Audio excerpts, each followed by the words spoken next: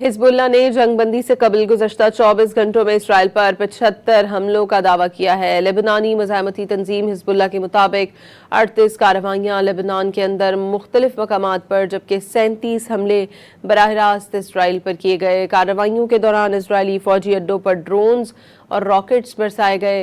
Hezbollah के मुताबिक नई कार्रवाइयों में इसराइली फौजी दस्तों की पोजीशन को निशाना बनाया गया। बिनते जुबैल में मारखावा टैंक पर गाइडेड मिसाइल दागा गया।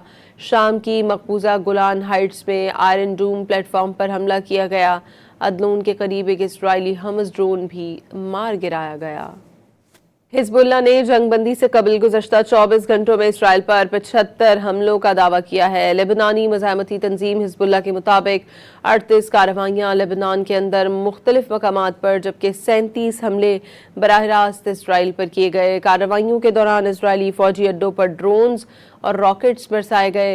हिजबुल्लाह के मुताबिक नई कार्रवाइयों में इसराइली फौजी दस्तों की पोजीशन को निशाना बनाया गया।